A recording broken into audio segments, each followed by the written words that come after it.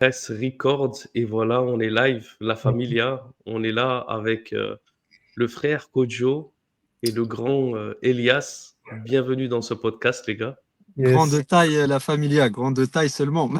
On n'est pas encore grand dans les comptes, mais ça viendra, ça viendra. Mais C'est comme on 5, ouais? hein. C'est quand même 2,5 m, hein. C'est moi le plus grand ici. Tu fais 2,5 m? 2,5 m, ouais. C'est Ah Oh! moi bah je pas. suis petit alors, je suis petit, c'est bon. Bon, le grand alors on va inverser. Alors le grand Kojo Et et le petit, et le petit Elias. et le petit Elias alors. Bon, la familia, en tout cas, vous savez, ça fait longtemps, on se parle surtout sur Discord. Donc ça fait Ouais. plaisir tu vois, de se voir un petit peu comme ça en vidéoconférence et de se faire ce podcast ensemble. L'objectif, c'est de partager un peu plus que sur Discord notre expérience, notre vécu, le trading, donner des conseils, répondre également à des questions. C'est l'objectif et donner de la valeur à ceux qui regarderont cette vidéo. Et j'espère qu'ils apprendront quelque chose euh, à travers cette vidéo. Donc, je vous laisse commencer d'abord, si ça ne vous dérange pas. Petite introduction. Kojo, si tu veux bien te présenter pour ceux qui ne te connaissent Ouais, pas, et puis après, on enchaînera avec Elias. ok, ça marche pas. Moi, c'est Kojo, j'ai 30 ans. Donc, en fait, moi, j'habite en France, à côté de la frontière suisse. Faut savoir que moi, du coup, Nordine, ça fait. On se connaît pas personnellement, mais ça fait un moment que quand même que je te suis, tu vois. Donc, c'était à l'époque de Martial, hein. Ça fait vraiment un petit temps, tu vois. Oh, ouais. Et en gros, moi, bah, je te suis depuis un moment. C'est vrai que je suivais un peu de loin parce qu'à l'époque, bon, je faisais pas vraiment du trading, mais j'investissais dans des trucs un petit peu, allez, un petit peu bizarres, quoi. Déjà dans les sociétés de robots avec des rendements, voilà, où le robot il gagnait à peu près à 100% des cas, 90%, 95% des cas. Et donc, en parallèle, je te suivais aussi, tu vois. Puis, bon, j'avais un petit peu cette appréhension, tu vois, de me lancer, tu vois, avec toi, quoi, si tu veux. Et Ouais. donc, je suivais quand même, tu vois, je voyais que ça fonctionnait assez bien, tu vois. Et par la suite, bon, j'ai mis quand même un peu de temps à y venir un petit peu à ta stratégie et à ton robot. Et par la suite, en fait, moi, j'ai décidé de prendre ton robot, du coup, c'était l'année dernière, il me semble. Je crois que c'était aux alentours de mai, je crois, mai 2024, juin 2024. Ok. Ok. Et du coup, j'ai fait mon petit bout de chemin plutôt en commençant par de la démo, tu vois. Et là, ça va faire un petit peu, à peu près, je veux dire, on va dire 3 4 mois que je me suis mis sur un petit compte réel pour avoir les conditions vraiment du réel. Ouais. Et du coup, on essaye de compound, comme tu dis. De Ouais, on compound. voit ça. Ouais. Bon, après, les risques sont pas les mêmes, sont pas du tout les mêmes par rapport à toi, ce qui est normal, mais voilà, on apprend un petit peu encore sur le tas et on essaye de faire fructifier tout ça. Génial. Ok. De toute façon, on va y revenir sur la stratégie, sur la performance. Je pense qu'il va falloir un petit peu rentrer dans le détail aussi par rapport à ça. Merci bien, Kojo. La Yes. familia. D'ailleurs, je ne me rappelais même pas que tu me suivais depuis l'époque de Martial Trader. Les gars, Ouais. vous êtes trop timides. Lui, Elias, il m'envoie des messages tout le temps. Il faut m'envoyer des messages. La familia, que je sache les anciens. Tu vois, Elias, il est toujours sur Insta, sur Discord. Déjà, sur Insta, on se parle souvent. Souvent, Donc, ouais. envoyez des messages. En tout cas, moi, je suis toujours ouvert à tout le monde. La seule raison pour laquelle, des fois, je peux disparaître un peu ou ne pas répondre, c'est juste une question de temps, une question de disponibilité. Mais dès que j'ai l'occasion, je réponds à tout le monde. Donc, voilà quoi. Elias, à ton Ouais. tour, la familia, je te laisse t'introduire. Ah bah vous avez fait le plus gros. Donc Elias, 25, 26 ans, j'ai pris 26 en mois de mars. Voilà. Je suis Martial depuis l'ancienne, hein, Nordine depuis Martial Trader. Et c'est un ami à moi qui travaille maintenant en banque, il est au Canada, qui me l'a présenté, il m'a dit ouais, je tiens quelque chose et tout. Jette un œil. Et puis depuis, j'ai pas lassé la strat. La même stratégie, elle m'a permis de valider un challenge FTMO, donc les deux phases. Et puis voilà, sur un compte à 100 000. Et, Ouais, on laisse les résultats parler d'eux-mêmes. Après, il n'y a pas ouais, plus, ouais. y a pas plus de choses qu'on peut dire. Après, concernant la stratégie, avant, c'était pas avec un robot. Donc, il y a eu plusieurs choses qui ont été faites, notamment par rapport au profit. Avant, c'était des profits dynamiques. Donc, en fait, s'il ne touchait pas un certain pourcentage de drawdown, il fixait ça à 1% de profit. Et puis, plus le drawdown évoluait, plus on essayait de chercher à prendre plus de profit, dans la limite du maximum drawdown. Voilà, et j'ai toujours maintenu le même système, c'est ce qui me convenait, donc voilà. Génial. Ok. Et niveau sélection de paires aussi, c'est pareil, c'est très visuel, hein, la tendance. Maintenant, je vois beaucoup avec le robot. Je vois que tout est bien tracé. À l'ancienne, c'était, allez, 28 paires à la fois. Tu prends le NZD par là, tu crosses ici, tu recheck l'euro. Non, non, c'était plus compliqué, mais moi, j'ai l'habitude de faire comme ça, donc voilà. Ok. Voilà. Ah bah cool. Franchement fort. Merci du partage. Il n'y a Moi pas de déjà, souci. j'aurais une petite question. Après, bien sûr, on va laisser un temps également à vos questions par la suite. Mais j'ai déjà une question par rapport à l'évolution de votre trading parce que moi-même, mon trading, il a évolué pendant plus de 15 ans, peut-être quasi 20 ans, jusqu'à atteindre ces stratégies. Puis après, je suis resté bloqué sur ces stratégies. Et il y a une raison très, très précise parce que voilà, je suis dans l'industrie, je suis à fond dans le trading, je suis passé par les robots, je suis passé par beaucoup de choses. Et il y a vraiment une raison pour laquelle je suis resté bloqué sur le basket trading, je suis resté bloqué sur les locks candle. C'est une stratégie qui s'est perfectionnée jusqu'à atteindre justement la stratégie du basket trading. Donc ma question, c'est la suivante. Je vais commencer avec toi, Kojo. Toi, ton Mhm. trading, en fait, il a évolué, tu es peut-être passé par plusieurs phases. Tu peux nous expliquer ça, soit les robots ou soit un autre type de stratégie. Et Ouais. qu'est-ce que tu penses de la stratégie justement du basket trading? Et est-ce Mhm. que tu penses que c'est une stratégie qui te convient vraiment à long terme? Tu te vois trader cette stratégie ou tu des fois retournes sur d'autres types de stratégies? Mhm. Écoute, moi, quand je suis commencé dans le trading, c'est vrai que je passais par toutes les phases. Donc, c'est-à-dire que j'ai fait du trading manuel. En fait, le problème, c'est il y a tellement d'informations, tu vois, sur Internet, sur YouTube. On va te proposer des stratégies par-ci, puis 6 mois après, c'est une autre, puis 6 mois après, tu rechanges, etc. Donc, au final, tu vois, tu fais que perdre, en fait, finalement, sur le long terme. Tu vois. Et après, je suis passé aussi par une stratégie d'utilisation de robots aussi, tu vois, en automatique.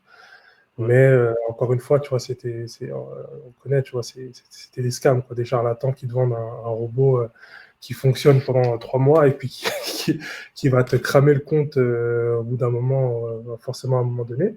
Et du coup, tu vois, j'ai perdu beaucoup de temps, tu vois, comme ça, à Ouais. naviguer un petit peu dans les stratégies de gauche à droite. Et ce qui fait qu'en fait, bah, j'ai perdu tout ce temps, entre guillemets, à perdre, quoi, tu vois, mon capital. Et honnêtement, depuis que je suis sur la stratégie, déjà de un, j'ai jamais été aussi rentable, premièrement. Et Ah, de c'est deux, cool. pour moi, alors, ce qui est bien dans ces stratégies, tu vois, c'est que tu as un petit peu un mix des deux. C'est-à-dire que tu as l'analyse du robot qui va se faire en automatique, donc via le robot. Ouais. Mais en fait, ton positionnement et ton entrée sur le marché, elle va quand même se faire en manuel. Et donc, ce qui est bien, c'est que, tu vois, cette analyse-là te mâche tout le travail pour te Ouais. conforter un petit peu psychologiquement et pouvoir rentrer plus sereinement, tu vois, sur le marché. Et honnêtement, franchement, c'est vrai que tu vois, tu entends beaucoup de stratégies encore aujourd'hui, hein, tu sais, Ouais. des ICT, SMC, etc. Tu vois, tu as envie d'aller dans les stratégies, voir un peu ce qui se passe Ouais. de côté, tu vois. Mais Ouais. honnêtement, tu vois, j'ai fait l'effort de vraiment tout fermer par rapport à ces autres stratégies-là, se focus uniquement sur ces stratégies. Et honnêtement, pour moi, je me vois trader vraiment sur le long terme avec ces stratégies, quoi. Moi, je ne veux pas en tout cas, d'autres Ok. stratégies. Ouais. Ah, bah, magnifique. Ouais. C'est toujours important de se remettre en question. Également, moi, le feedback, il est super important parce que moi, je suis convaincu également par les performances. Je ne suis pas émotionnel au niveau de ces stratégies. Mais le plus important, sinon je ne partagerai pas, on va dire, à une communauté. Le plus important, c'est pas simplement que ça marche pour moi. Parce que si ça marche pour moi, je n'ai pas besoin de le partager. Mais c'est que ça puisse fonctionner et que je puisse voir le progrès. Et quand je vois justement les screenshots, les performances, j'ai réussi à passer des challenges, j'ai réussi à atteindre des performances. C'est vraiment ça qui me donne la motivation de se dire, OK, c'est une stratégie que c'est pas simplement moi qui la maîtrise, mais qu'elle peut être également maîtrisée par d'autres traders. Donc, franchement, ça, c'est cool. De ton côté aussi, Elias? De mon côté, bah, moi, la plateforme MT4, je l'ai saignée. C'est le, si je peux le dire. J'ai tout essayé. Voilà, j'ai tout Ouais, essayé. Ah bah oui, c'est ça. Tous les indicateurs, je les ai essayés. Donc le RSI, le stochastique, Ishimoku, et même avec leur fonctionnement, leur logique. Non. Et en fait, ce qui a fait le déclic, c'était surtout le fait, quand je le disais précédemment, je suis parti avec un ami vers, oui, c'était le salon du trading à Paris. On, Ouais. on a vu un petit peu. Et en fait, tout le monde se proclamait analyste senior. Et puis sur le graphique, il y avait 10 000 indicateurs. Et il achète parce que ça croise avec la MACD. Non, moi j'ai dit que ça, c'était pas bon. Et que, en fait, j'ai décelé que Martial, en fait, Nordin, il voulait nous transmettre de la valeur, vraiment. Et c'était purement price action et que le prix. Si tu gagnes, c'est toi. Et si tu perds, c'est toi. Voilà. Il ne faut pas se Ouais, retourner contre l'indicateur ou, ou même sortir des graphiques de 2006 en daily et me dire que ici, oui, ça a rebondi, donc il fallait acheter. C'est très facile de dire que voilà, j'ai acheté au plus bas ou j'ai vendu au plus haut. Mais en réel, si on, à chaque fois, ce qui bloquait en fait les charlatans et les non-charlatans, c'était Ouais. de demander un track record à chaque fois. Et quand on Mm. demande le fameux sésame, le track record, il y a beaucoup de monde qui disparaît. Ouais. mais je pense, tu Exactement. vois, Ouais. après, on parle, tu vois, de RSI, stochastique, etc. Tu vois, je pense que quelqu'un qui débute, qui démarre dans le trading, tu vois, en fait, il y a tellement de. Enfin, entre guillemets, il est obligé un petit peu de passer par là, tu vois, de voir ce qui fonctionne et ce qui fonctionne pas, parce que tu vois, tu es un peu perdu dans ce monde où Non, tu sais pas. non, mais le souci, c'est quoi? C'est que le RSI, même si tu prends un graphique maintenant, tu repars sur hier ou avant-hier, il a toujours raison. En fait, il y a ce Ouais, qu'on appelle la latence, le repent. En fait, ça retrace toujours. Et en tendance, Mm. le RSI, même s'il est au maximum, il va continuer d'augmenter, d'augmenter, d'augmenter. Admettons qu'à 100, ça te dit de vendre, le graphique, il est là, le graphique devient, pardon, monte jusqu'à ce niveau-là. Le RSI aussi monte à 140, puis 150, puis il n'y a pas de limite. Et à un moment ou Exactement. l'autre, quand tu vas revenir en arrière, tu vas dire, ah, mais là, il est descendu, mais en réel, c'était pas ça. Voilà. C'est pour Bien ça que, sûr. c'est pour ouais. ça que le vraiment, il y a d'autres façons d'utiliser, bien sûr, certaines Là, on t'entend plus trop. Par contre, Elias, ça te coupe un peu. Je t'entends plus. Kojo, est-ce que. Moi, ouais, j'entends plus aussi. Ouais, de ton côté? Ouais, je t'entends plus. Mais pour en revenir, ouais, c'est sûr que Ouais. traiter, se baser sur un indicateur, c'est pas le top du top. Je sais pas si on fait un redémarrage ou quoi. Je sais pas si- Ouais. De Elias, toute façon, on peut faire une pause, il n'y a pas de problème. Et après, si tu veux Elias. redémarrer, essayer de. Ouais, c'est- non, ça c'est- Non, là, on n'entend pas. vas-y.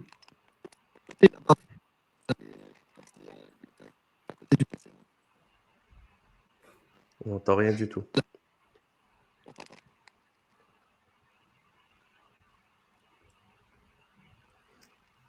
Essaye, si tu veux, essaye de redémarrer le truc. Et attends, je vais poser. Ouais, on va poser. Ouais. Je vais remettre. Vas-y, bah c'est bon, on est relancé, on est bon. Donc, comme je disais, désolé de la coupure, il y Non, il n'y a, a pas de en souci. tendance, le RSI ne sert à rien du tout. Après, je disais qu'il y a d'autres façons de l'utiliser, bien sûr. Il y a certains qui tracent une ligne de 50 et dès que ça casse, ils Mhm. achètent à ce moment-là pour anticiper la continuation ou de vendre dès qu'il y a ce changement de polarité.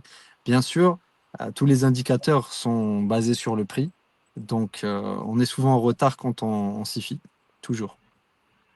Ouais. Et moi, personnellement, ça m'a pas réussi. Ça reste mon expérience.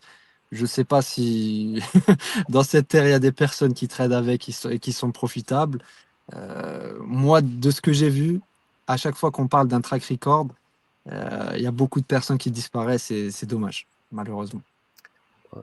Bah, je vais te dire deux commentaires par rapport RSI, stochastique, beaucoup d'indicateurs. Déjà, il y en a beaucoup qui sont des oscillateurs. La grosse faille des oscillateurs, je dirais que elle n'est pas corrélée avec les mouvements du prix. Qu'est-ce que ça veut dire? Ça veut dire que tu as un RSI qui peut passer de 50 à 60. Tu vas avoir un mouvement des prix de 20 pips. Et tu peux avoir un RSI qui Oui, va passer de 90 à 95 ou 92 à 95 et tu vas avoir un mouvement de 100 points. Donc, quand ils te disent oui, mais il faut qu'il repasse sous les 80, ça ne veut rien dire parce que dans les extrémités, le RSI, les stochastiques, ils sont tellement tendus dans les extrêmes que des petits mouvements de 2 points dans le RSI, ça peut être un mouvement de 100 points, de 200 points dans les marchés. Et au moment où tu vas rentrer, toi, dans les 80, peut-être que de 80 ou de 70 à 60, il va tout traverser, mais dans les prix, dans les marchés, ça va être simplement que 30 points. Et en fait, cette différence des extrêmes, elle est vraiment difficile à trader. Et la deuxième chose, je dois dire avec les oscillateurs, c'est que il faut savoir, moi je le dis toujours, je suis vraiment dans le complot, dans tout ce que je fais. Je veux croire en personne, je veux croire aux résultats. Donc, c'est pour ça que quand les gens disent, tu me dis oui par rapport au MyFXbook, et je respecte ça, c'est très important. Parce que sinon, on vit dans un monde où beaucoup trop de personnes sont crédules et croient trop vite en des choses, et puis après, ils finissent toujours par être victimes. Première chose, pourquoi est-ce qu'on nous donne ces indicateurs gratuitement sur les plateformes depuis toujours? S'ils ont été tellement performants, ça fait des années, des dizaines d'années qu'ils existent sur MT4, sur MT5, on aurait pu vraiment trouver une performance. En plus de ça, maintenant, aujourd'hui, avec tout ce qui est machine learning, que moi-même, j'ai développé pendant longtemps, avec tout ce qui est machine learning, les AI, les choses comme ça, c'est même plus du backtesting. Tu es capable de faire rentrer tous les types de paramètres sur le RSI, et s'il y a vraiment moyen de gruger 1 centime, il va te le sortir. Parce qu'à l'époque, les gens, c'est limite, ils calculaient les RSI à la calculette. Et ils te Non, disent mais que c'était des traders. la familia, avant de te couper, moi, de ce que j'ai compris, par exemple, si on prenait RSI, il a été créé par Mhm, quelqu'un, on est bien d'accord. Il y a mhm. bien une formule Ouais. mathématique. Puis tu t'intéresses à la personne. Est-ce qu'il a fait un pactole avec? Est-ce qu'il a fait un braquage avec? Non. Tu passes à Ishimoku. Ishimoku, c'est pire, c'est un journaliste. Le gars, Mhm. c'est un journaliste. Est-ce qu'il a fait fortune avec? Est-ce que sa strat a été profitable? Non. Les gens l'utilisent après. Donc, ça sert à rien. À un moment donné, il faut. Bien sûr, je suis d'accord. Et c'était possible que ça marchait à l'époque où, dans les années 50 ou dans les années 30, le stock market, c'était au téléphone, tu voyais une analyse, tu voyais une résistance. Maintenant, les dynamiques, elles sont complètement différentes. On rentre dans des time frames à la seconde. Tu as des influenceurs de marché dans tous les sens. Au niveau du Forex, on parle de 5, 6 trilliards par jour de flux. C'est plus pareil. Tu ne peux pas comparer. Il y a eu des générations, il y a eu tellement de choses. Et donc, c'est pour ça. Mais au niveau du RSI, moi aussi, les indicateurs, les oscillateurs, je les ai utilisés pendant très longtemps. Mais je dois dire, en toute franchise, que je sais pas, j'ai peut-être réussi à avoir des performances, mais elles n'ont pas été assez bonnes pour que je m'en rappelle, quoi. Rester consistant en performance, construire un bon MyFXbook avec des indicateurs, Non, c'est ça compliqué. n'a pas été possible, quoi. Ouais. Mhm. Donc, ouais. Kojo, toi, tu avais aussi d'autres stratégies à part des EA, tu as des choses où tu as passé du temps au niveau de ton apprentissage? Non, à part le trading un peu manuel et les robots, franchement, j'ai pas Ouais, exploré autre chose, hein. Franchement. ok. Mm. Je vais vous parler, parce que tu me parles des robots, tu me parles des déceptions. Justement, vous avez quand même un peu de bouteille, on va dire, dans le trading. Kojo, ça fait combien de temps, on va dire, que tu trades? Combien d'années? Bah, franchement, j'ai fait un peu de réel, mais c'était essentiellement du démo, tu vois. Mais Mais depuis, on va dire, le premier jour où tu as commencé à apprendre le trading, on va dire, ça fait combien d'années? ça fait un moment, franchement, ça doit faire bien 6-7 ans. Tu vois, ouais. Et toi, Elias? 4-5 ans. Ok. Donc déjà, pour tous les traders ça fait moins d'1 an, qui commencent à se lancer, on voit tous ces fléaux des influenceurs, des copy trades, de montrer, tu vois, des gros, leur écran de téléphone avec des 200 000 $ que je fais par jour. J'aimerais avoir votre avis parce que moi, je le dis, mais potentiellement, comme je suis aussi sur les réseaux, on peut croire que c'est de la compétition, c'est de la jalousie, alors que il faut que l'honnêteté, elle sorte et l'avis. Qu'est-ce que vous pensez justement de ce type de trading? Tout en restant, on va dire, respectueux. Moi, je ne suis pas là pour cracher sur personne, bien sûr, Mhm. mais c'est simplement pour vous donner votre avis. Est-ce que vous pensez qu'il y a quelque chose à faire avec ce type de Allez, Gojo, trading? tu commences où je les clash. Je commence où. Non, franchement, on va dire c'est de l'avis plus que du clash.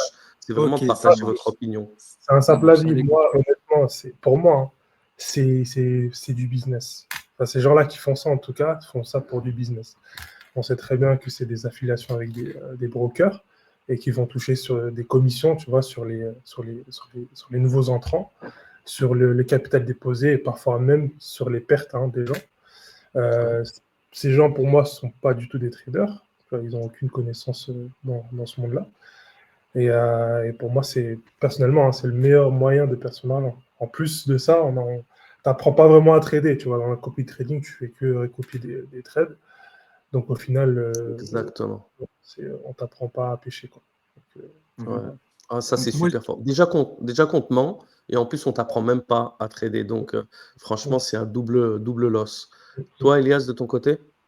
de mon côté, je sais que faire aller 200K par mois, c'est impossible parce que bah, après, ce qu'on dit pas, c'est que dans ce milieu-là, il faut beaucoup d'argent. Quand on dit beaucoup, Mmh. en fait, il vaut mieux avoir quelqu'un en fait qui dépose du capital. En fait, tu n'as pas besoin d'avoir des milliards d'euros pour comment expliquer ça?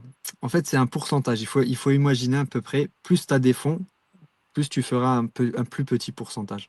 Et généralement, ce pourcentage, pour quelqu'un qui est rentable, sur des gros patrimoines, c'est de l'ordre de 2%, 1,5% par mois. Mmh. Mmh. Donc, dès que les plus gros hedge funds font 15% par an, et ils sont contents. Mmh.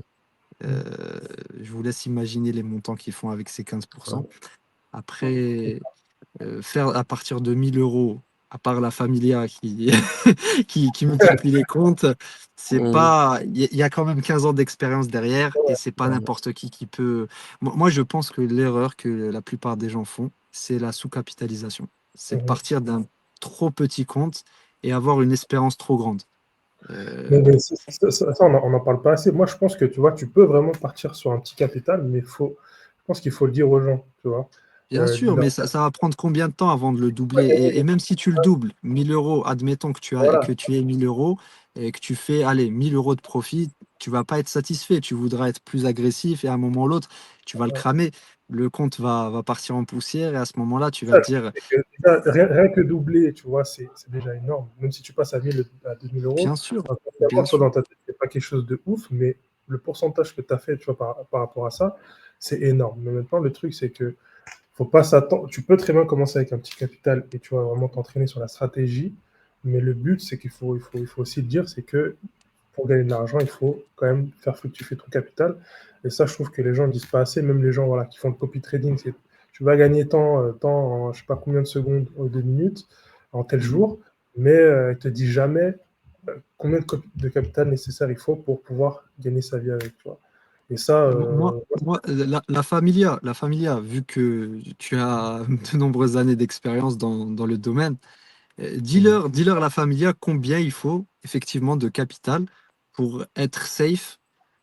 Moi, j'avais dit 2% à peu près pour y vivre hein, vraiment de son trading. ouais, ouais. Moi, à peu près, je dirais pour gagner 2000, 3000, entre 2000 et 3000, il faut 200 à 300 000 derrière pour les Bon, moi, générer mensuellement. ouais, Bien sûr, ouais, mais ouais. ouais, vas-y. Vas-y, Voilà. Gojo. Non, Et vas-y, les vas-y. gens. Ouais, Moi, oui, vas-y, je Gojo, pense la que famille.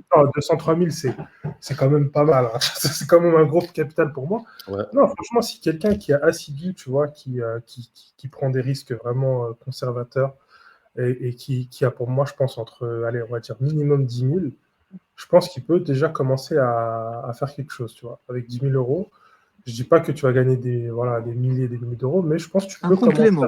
Parce que, voilà, Oui, bien exactement. sûr, un complément de salaire dans un premier lieu, bien sûr. Tu Mais vois, ne moi, serait-ce mais la Familia, il t'a parlé, il t'a dit, qu'est-ce que t'en penses des gens qui disent que voilà, ils sortent leur téléphone sur Instagram, ils te montrent des Mmh. comptes et ils disent qu'ils vivent du trading grâce à un que petit capital de 1000 euros déposé. c'est même pas des comptes réels, hein. Enfin, ils te font croire que c'est des comptes réels, mais c'est le broker, quoi, Mmh. tu vois, qui mettent à disposition des comptes trafiqués, tu vois, et qui te disent, ah, voilà. Mais non, je pense que, tu vois, après, c'est vrai qu'avec 10 000, si tu fais déjà 5%, tu vois, c'est déjà 500 balles. Tu fais Ouais. 10%, c'est déjà 1000 euros, tu vois, donc tu t'approches un petit peu du SMIC. Donc 10%, bon, c'est un revenu, enfin, c'est un pourcentage qui est assez moyen, conservateur, ça dépend pour Nordine. Lui, tu vois, tu fais des Ça baskets dépend à de la stratégie. Moi, je vais 20. vous expliquer par la suite. Je vous Mais, laisse continuer. ouais, moi, je pense que franchement, le minimum, ce serait 10 000 à peu près. Après, pas plus, tant mieux. Mais pour quelqu'un qui veut vraiment se faire du revenu complémentaire, voilà, pour moi, ce serait ça. Ok, c'est bon. On est relancé. Ouais, donc franchement, vous avez un petit peu discuté d'un point super important, c'est le type d'investissement. Parce qu'il y a l'investissement du trading, justement comme un investisseur ou comme un trader agressif, conservateur ou agressif, et avec ou sans compounding. Il y a deux choses. Moi, je fais les deux, ça fait très longtemps que je fais les deux. L'investissement, par exemple, je le fais comme avec du portfolio management. C'est quoi le portfolio management? C'est la meilleure manière aujourd'hui et toujours, parce que quand on dit les plus grands traders, les Soros, les qui tu veux, ils n'investissent pas leur capital. Et s'ils investissent leur capital, ça ne représente même pas le plus gros de leurs revenus. Donc, c'est d'avoir des investisseurs, d'investir leur capital et de gagner une partie de la performance que tu leur génères. Ça s'appelle C'est la performance fee ou les frais de performance, peu importe. Là, déjà, si tu as un investisseur sérieux au-dessus de 200 000, au-dessus de 1 million d'euros, si tu lui proposes quelque chose qui fait plus de 5% par mois, il ne va jamais rentrer parce qu'ils le savent que c'est déjà considéré comme extrêmement agressif. Pourquoi? Parce qu'ils s'imaginent, eux, c'est l'objectif premier, c'est pas de faire du compounding, c'est de préserver leur capital et d'essayer d'avoir des rendements qui sont au-dessus de la moyenne du S&P 500 ou des choses comme ça. Donc, ils s'imaginent dans la plus grande folie des marchés, volatilité des marchés, que potentiellement tu peux atteindre 10% de ton objectif mensuel. Donc, si en drawdown. Donc, si par exemple tu vises 5% par mois, potentiellement, c'est que tu peux leur taper 50%. Donc, si tu leur dis non, j'ai une stratégie avec moins de 20% de drawdown, mais qui vise 5% par mois, il n'y a personne qui va te croire. Il n'y a personne qui va vouloir l'essayer. Donc, c'est pour cette raison que de 1, 2, 3% en moyenne mensuelle, essayer d'être justement au-dessus de 15, 20, s'approcher des 30%, c'est déjà très agressif et tu peux vraiment overperformer les marchés. C'est quelque chose qui est intéressant. L'autre côté, ce que je partage aussi, et sur les réseaux sociaux, je sais que ce type d'investissement, ça intéresse pas beaucoup parce que déjà, il faut rentrer dans le milieu, il faut avoir les qualifications, il faut avoir de nombreuses préparations, rencontrer les investisseurs, préparer des fichiers mensuels. Il y a plein, c'est un travail à part entière. Maintenant, le trading, comme il a été démocratisé sur les réseaux sociaux, c'est le trading du petit porteur, plutôt agressif. Parce que si aujourd'hui on devait demander vraiment en masse sur les réseaux sociaux, faire un pause et de dire est-ce que ça vous intéresse de faire 5% par mois, ça intéresse personne. Alors que de l'autre côté de la barrière, c'est considéré comme agressif. C'est pour ça que moi, je me suis toujours intéressé au compounding agressif. J'appelais ça à l'époque de Martial Trader l'account breeding, multiplier les comptes, faire des enfants au compte comme tu le ferais par exemple avec des animaux. Et ça, c'est quelque chose de totalement à part où tu acceptes potentiellement de griller ton compte à chaque fois. Ça, il faut être clair. Mais malheureusement, ce n'est pas possible de multiplier un compte par 10 en t'assurant d'avoir un drawdown qui est par exemple toujours au-dessus de 30%. C'est impossible parce qu'au bout d'un moment, tu es obligé de prendre un risque. Et à chaque fois que tu vas ouvrir une position, tu peux avoir la meilleure stratégie du monde. Même moi, aujourd'hui, je le dis, et je le dis toujours, à chaque fois que j'ouvre une position, j'ai la confiance dans ma stratégie, mais je ne sais jamais ce qui va se passer. Combien de fois j'ouvre et après, tu tapes un drawdown, tu tapes un pullback. Donc, la seule chose que tu peux, c'est avoir un money management, un risk management un peu strict, essayer de clôturer tes pertes, laisser courir tes profits. Et si jamais ça se passe mal, bien, dans le temps, les baskets suivants rattraperont, on va dire, la mauvaise passe. C'est tout simplement ça. Ouais. Donc, moi, je ne sais pas, comme maintenant, on présente deux choses. Par exemple, on va dire, Kojo, Elias, vous êtes plutôt sur l'investissement, avoir un capital. L'objectif, on va dire, à moyen terme, ça serait plutôt un investissement, générer un capital mensuel potentiellement pour avoir un complément de revenu ou un revenu, ou plutôt sur du compounding, essayer de faire grandir des comptes de manière plus agressive. Elias, je te laisse. Je te laisse y aller. Allez, D'accord. Bah, Donne le mien. ayant expérimenté les prop firms, leurs règles, je vois qu'on a beaucoup de limites en prop firm. Beaucoup de limites. On ne peut pas faire de compounding en prop firm. Et les profits générés, souvent, ils sont vraiment coupés entre le pays où on vit. Donc, ça dépend des taxes. et surtout comment dire, aussi de la performance fee du, de la propre firme. Admettons Ouais. sur un gain de 1000 euros, par exemple, si on fait 1000 euros de profit, moi, si je les retire en France, il me restera que 500 euros. À 30%, c'est tout ce qui est flat tax, donc Bien c'est sûr. l'impôt. Et l'autre 20%, c'est les frais de service de FTMO. Donc en vrai, il me reste que 50%. Donc de me priver de compounding pour 50% de frais, c'est pas vraiment. Et surtout qu'ils ont d'autres règles, des règles cachées. Notamment, il y a un aussi de la Familia, il me semble que c'est Arden, qui s'est fait griller Mhm. sur FTMO. Donc il a validé ses objectifs, mais il a touché le daily drawdown. Ouais. Donc en fait, il y a beaucoup de règles et d'autres règles qui sont. Je te laisserai en parler, la Familia, avec leur heure de serveur et de clôture. Ça aussi, Mhm. si ça peut aider d'autres personnes.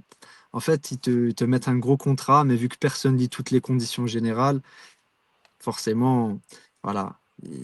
Des fois, il y a des petits pièges à droite, à gauche. Ouais. Ouais, Donc ouais. Toi, moi, ouais. l'idéal, c'est d'utiliser donc les propres firmes, si on en crame une ou deux ou même trois, mais une fois qu'on arrive à faire des retraits constants, ça serait pour passer en compte propre. Voilà, toujours Ok. sécuriser en compte propre. Parce que si tu ne fais pas n'importe quoi, entre parenthèses, tu auras toujours les mêmes règles, donc le money management strict, l'objectif de profit target, profit factor, tout, tout voilà, avec la bonne psychologie, tout est bon.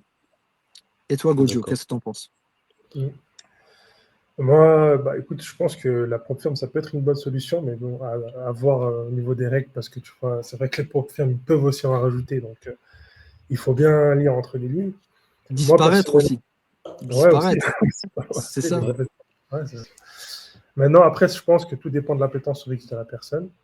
Moi, personnellement, je suis plus quelqu'un de conservateur. Moi, je fais pas de propre firme, je fais que de fonds propres.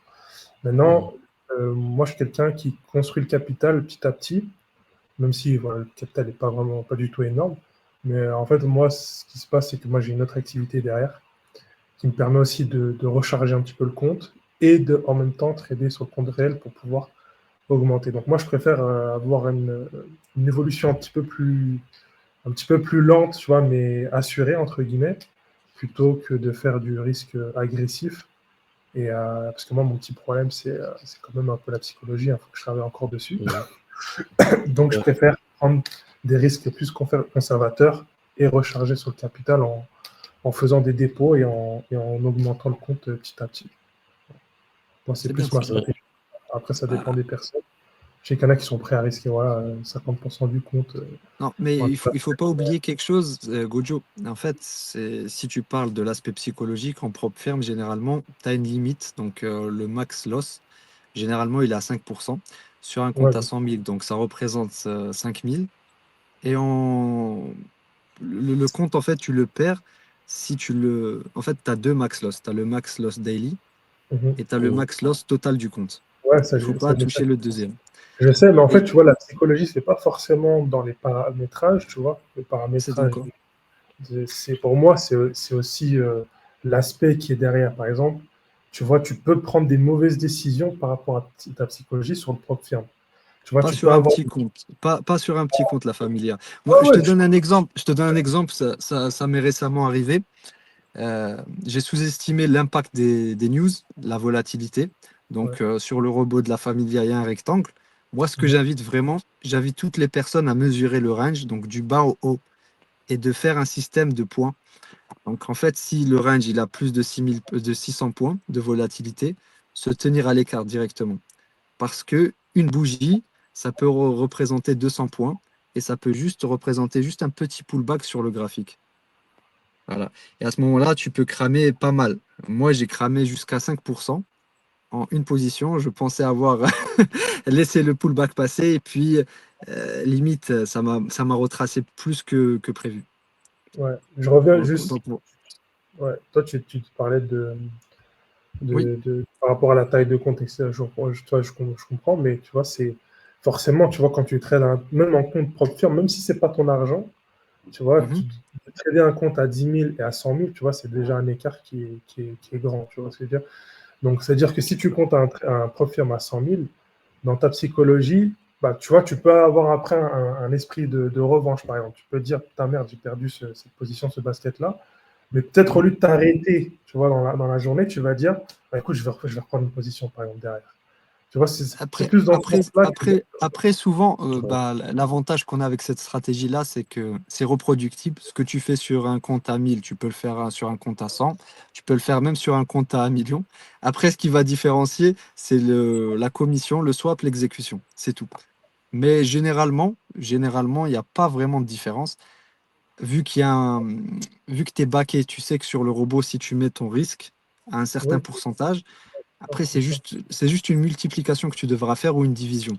Par exemple, si tu as l'habitude de prendre, allez, sur un compte à 1000, si tu prends 0,3 de l'eau, sur un compte à 10 000, tu vas prendre 3. Sur un compte à 30 000, Non, tu vas augmenter ça ça. c'est clair, Elias, mais je vois le point de Kojo, Ouais, justement, pour faire le ouais, médiateur.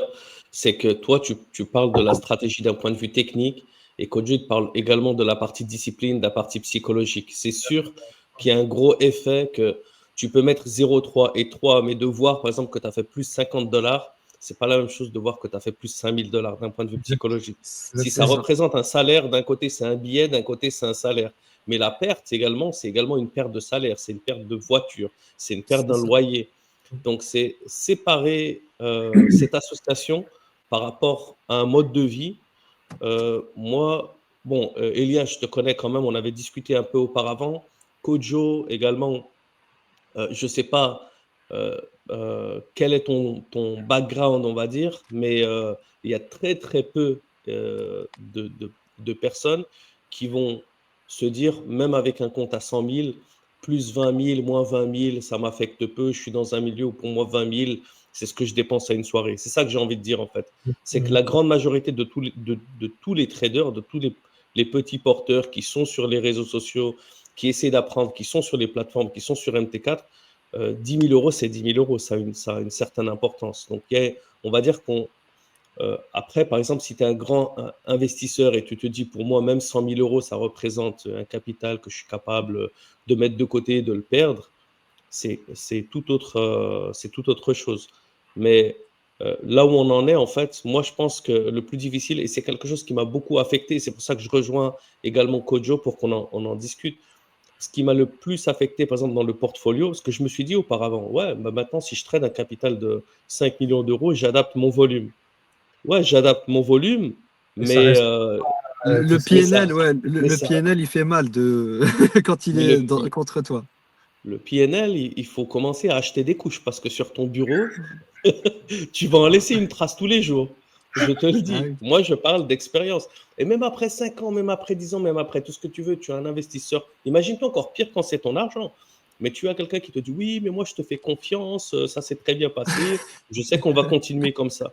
Peu importe. Et C'est vrai, ça. s'ils sont négatifs, tu flippes. S'ils te complimentent, tu as encore plus peur. Je te dis, mais ils me mettent la pression. Moi, à chaque fois que j'ouvre une position, je me pisse dessus de la même manière. Et eux, ils se disent, ah, mais t'es un prof.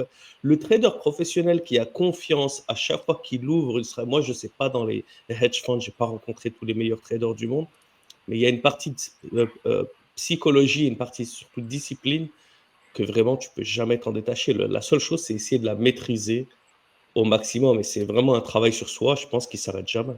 Je ne sais pas ce que vous en pensez. Je Je suis suis d'accord avec d'accord. toi. Moi, de mon côté, je suis d'accord. La discipline, dès que tu commences à faire des écarts, ça va dans tous les sens. Et la Ouais. performance, ton compte, l'equity curve, le graphique de ton compte va le montrer vrai. À chaque fois que j'ai fait un écart de discipline, Ouais. à chaque fois, j'ai eu Ouais. des périodes de drawdown. À chaque fois. Ça peut être Exactement. des fois, ça peut être des petits paramètres, hein. Par exemple, changer la taille de l'eau, anticiper, ne pas attendre une confirmation ou voilà. Dès que tu fais un écart de discipline, tu payes. C'est ce qui est bien C'est avec vrai. les marchés financiers. En plus de ça, tu n'as pas forcément la psychologie de ça, mais tu as aussi la psychologie par exemple, du FOMO, tu vois. Tu vois combien de personnes, des fois, tu peux voir sur les réseaux, en plus avec ce qui se passe tu vois, avec Trump sur les marchés. Ouais. Tu sais, les gens, ils vont dans tous les sens au niveau des transactions. Mhm. Des fois, tu as envie de faire partie du truc et de se dire là, il y a un billet à jouer, par exemple sur BTC ou quoi. Tu as envie de Ouais. placer un trade, mais tu vois, avec la volatilité qu'il y a, tu peux te faire cut très rapidement, tu vois. Donc, c'est aussi le FOMO aussi qu'il faut savoir gérer et rester focus aussi dans ta stratégie, trader ta stratégie et rester sur le chemin, quoi. Exactement. Ok. Ça m'amène en fait à une autre question importante. C'est beaucoup de stratégies, ils misent vraiment sur la quantité. Donc, scalping, ouvrir plein de positions, les robots. Et je trouve que ça crée maintenant un environnement où tout le monde recherche la rapidité. On recherche la rapidité sur les réseaux sociaux sont de plus en plus rapides, les connexions sont rapides, tout est rapide. Et donc, quand tu commences à expliquer aux gens que oui, il faut savoir des fois lever le pied, et c'est l'une des citations que je répète le plus souvent. Le bon trader sait quand trader, le meilleur trader sait quand ne pas trader.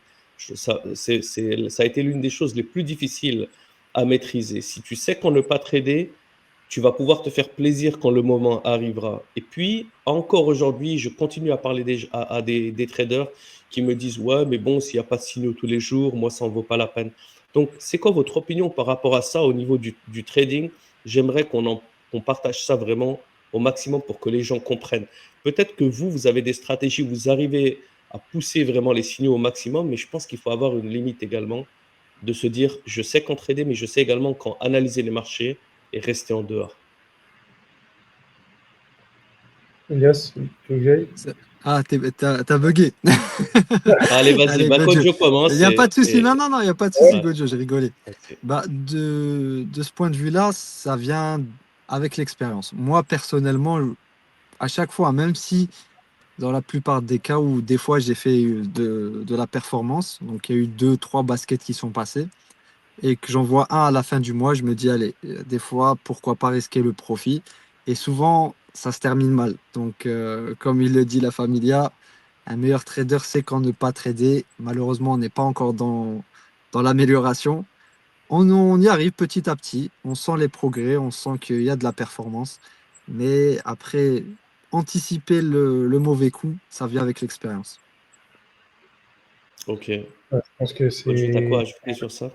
En fait, on l'a tous fait, hein, franchement, trader des fois hors de son plan, tout le monde l'a fait, voilà. Mhm. C'est un passage obligé, c'est obligatoire.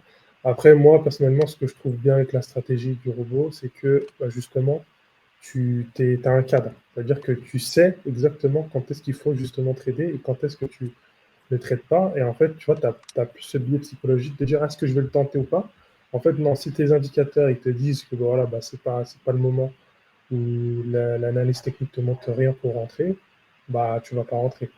Donc moi je me tiens en tout cas à 100% sur le. En tout cas j'essaye, ça m'arrive de craquer sur Ouais. deux, trois baskets, hein, on va pas se mentir, mais j'essaie quand même de me tenir et de suivre tout simplement la stratégie. Ok, génial. Bon, je pense qu'on arrive, on va dire, vers la fin de la première partie où je vous ai posé des questions. Maintenant, on va lancer une deuxième partie où je vais répondre plutôt à vos questions si vous avez des questions techniques, stratégie, peu importe. Et comme ça, on va partager un peu de connaissances un peu plus concrètes. Ça vous Ok, dit? ça marche. Je vais voir si je... Ok, on va arrêter donc cette première partie et on se retrouve tout de suite donc pour la deuxième partie.